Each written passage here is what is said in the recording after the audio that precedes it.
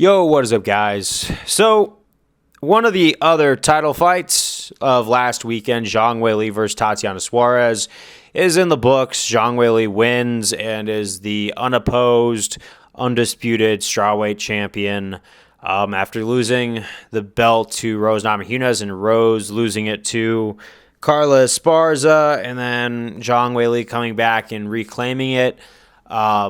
It just seems like she's on top right now, and Rose has moved to flyweight, and Zhang's at the top of her division, while you also have Valentina Shevchenko now back at the top of their division. They are returning to their thrones. Both had super dominant moments, but regained it all back.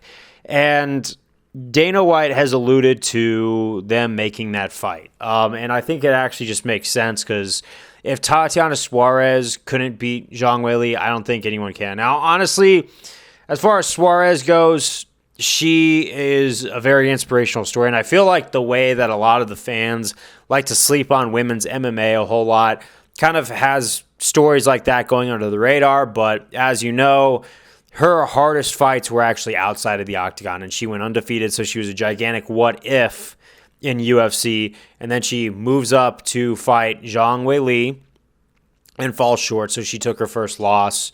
And it's very sad because that would have been a really triumphant story. But again, a lot of people like to sleep on women's MMA, and sometimes I can understand why.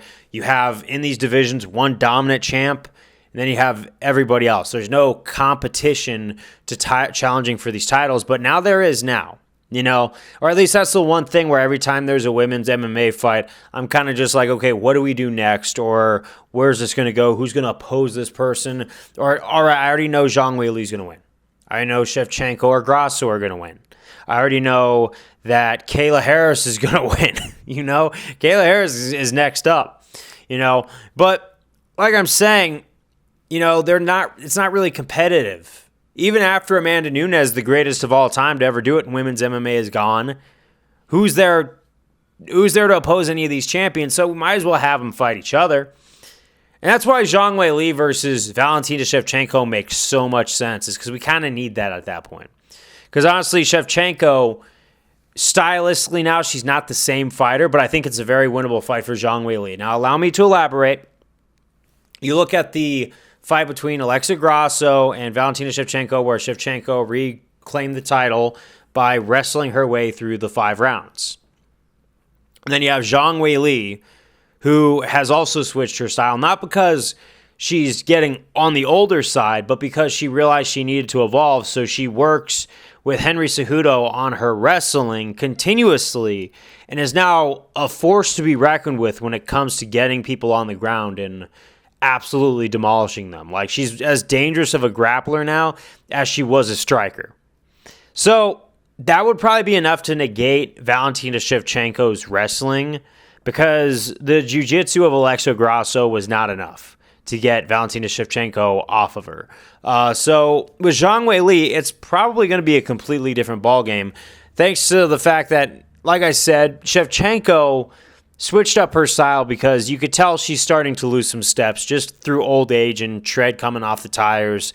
Not really through any faults in training, but as you get older, the body doesn't do exactly what you want it to do. But if Zhang Weili negates that wrestling and keeps it on the feet, Shevchenko doesn't strike usually like she used to. She's not as dynamic as she used to be.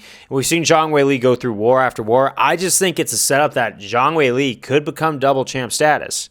Now, if I'm completely wrong and the size difference is a little too much and Valentina Shevchenko is able to hold down Zhang Weili without Zhang Weili trying to get up and do anything about it, then yeah, I think honestly Valentina Shevchenko can retain that title. But it's like, if they were to step into that octagon next month, where would that super fight go?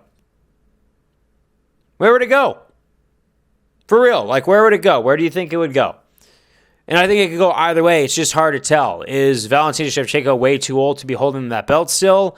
Or has Zhang Weili not wrestled as much as she thinks she has? Because there's a difference between wrestling other straw weights and moving up to flyweight. And even if she moves up to flyweight and let's say does a third fight with Rose Namajunas, I still think she could possibly beat Rose Namajunas.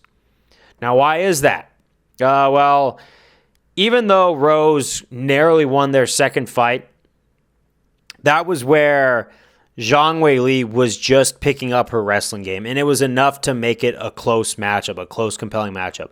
Since then, she's had fight after fight to continue refining her skills. I really think Zhang Weili would destroy the legacy that Rose made against her. It would be a complete turnaround from when Rose burst onto the scene right after UFC went live again, and she head kicked Zhang Weili, after Rose Namajunas head kicked Zhang Weili and shocked the whole world. I think we would see a complete turnaround of that. So yeah, I think it's honestly very justifiable that now someone could actually move up. Now, I hate when these fighters get one belt and they're like, I'm looking for the second belt. They don't defend their belt at one weight class enough times. But Zhang Weili has regained and defended that title enough to where I firmly believe it's time. But the question is, where is it going to go? And it's a big if, because this is a more compelling matchup than people want to give it credit. But that's what I got to say. Peace out. See you on the next one.